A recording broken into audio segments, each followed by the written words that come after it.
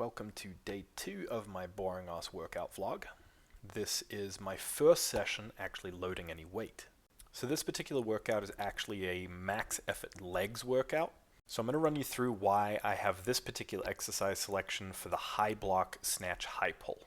Hopefully, as most of you know, the snatch is a primarily leg dominant drive. And for this particular style pull, this is really emphatic on the legs, very less emphasis on the arms. Reason being, because I never actually train a full high pull.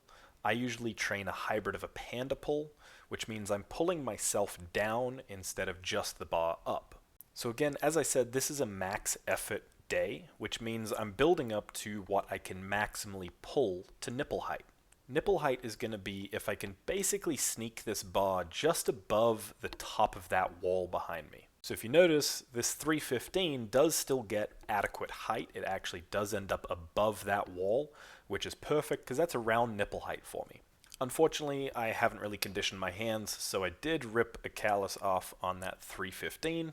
Kind of a bitch, kind of painful, so I just taped it up. Now what you're going to notice here on the 325 is the height has dropped significantly. I can feel this out in real time, which is why I have that facial expression.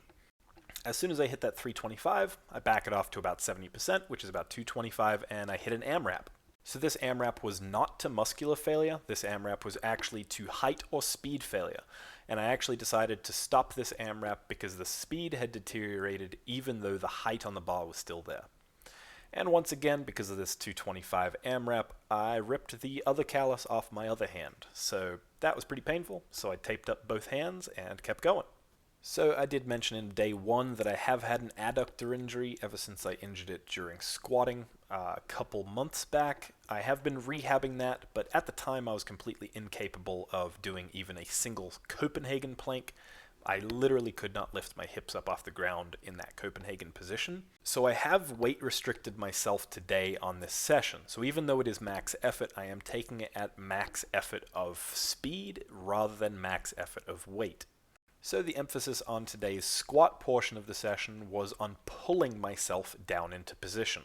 What happens when I actively contract my hamstrings and hip flexors in order to pull myself down is I feel a nice distribution of load going through both the hips, hamstrings, quads.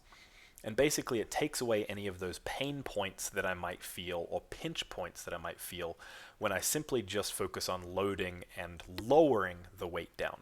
So I put a weight cap on myself today at 315, even though my max back in September was 455. Again, this entire block of training is focusing on getting myself back into sport without aggravating any of my injuries, while simultaneously rehabbing them since they are now in positions that they're capable of being loaded, but still require some rehab. So as you can see, the speed of these 315 reps, especially the third and the fourth, is kind of lacking, and I wasn't too happy about that. Again, one of the emphasis of this session is on the speed and rate of force development, so when I slow down, I'm really not too happy with it. I then immediately backed that load off to about 70% and hit another AMRAP. Again, this was a speed-based AMRAP, not a muscle failure-based AMRAP. So you might notice I actually quit early on this AMRAP, even though my speed didn't actually drop off, but in my head, the speed had dropped off and the weight was not moving how I wanted it to feel. Just turns out that when you take a look at the camera, sometimes the camera shows a completely different story than what your body is feeling at the time. So then I had some banded good mornings. Again, emphasis is on speed and rate of force development coming through those hamstrings. Now I thought I'd start off my banded good mornings at the same place I left off in September. Turns out that was not a good idea. This load was way too much and I could not complete my 8 reps that I had to, so I had to back it off. So I backed it off to 175 instead of being up at 225.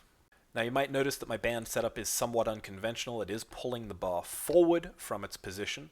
That is actually pretty purposeful. When you use a safety bar for good mornings, you have a little bit of extra horizontal travel of the weight, and that adds more torque into the hips. So what I've done is I've basically added just a little extra torque into the hips in the bottom position due to the band pulling away from my body. And that means that basically throughout the full range of motion, now I have additional torque going into the hips due to the band position and additional torque going into the hips due to simply using the bands. That was the main meat of my session, and now I just have some accessory work. My accessory work was pretty basic for the day. Seated hamstring curls, focusing on the concentric, making sure it's nice and explosive. This is my last set of 25 reps. I'm using 160 pounds. The reason why I use the seated hamstring curl over the lying is because when you have that hip into a flexed position, you have extra elongation going onto the hamstrings, and you can also produce additional torque. You might notice a lot of what I do has to do with torque. That is because I'm a power athlete and I want to generate as much torque into the joints that I'm working as possible so that when I go and load my heavy snatches, I'm nice and safe and can handle it.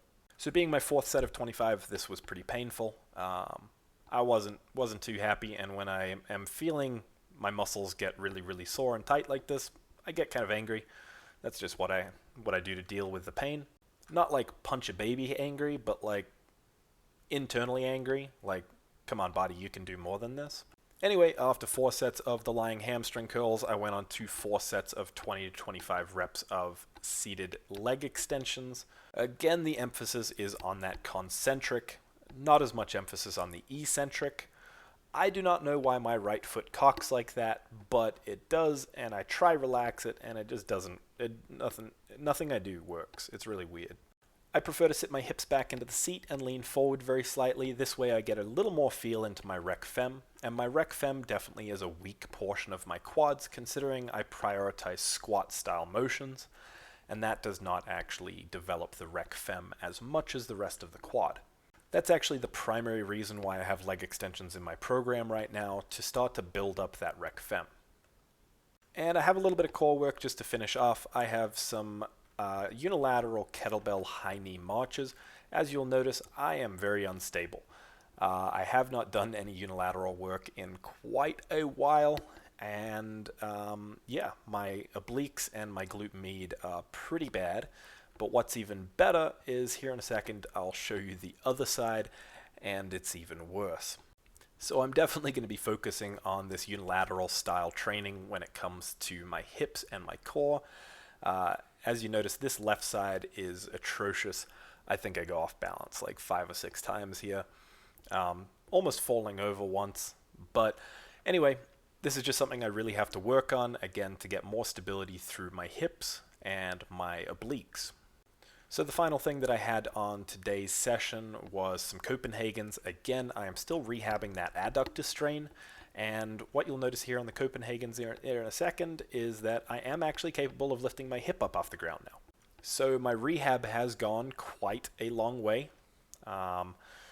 but still have a long way to go on these adductors. I will start loading these Copenhagen's soon. Once I feel it starting to fatigue, I just ride that eccentric all the way to the bottom just to add a little extra to it. If you guys made it this far, you don't think my workouts are boring, please like and subscribe. It really helps me out and makes me really motivated to continue this series. But yeah, that subscribe button's right there. Thanks.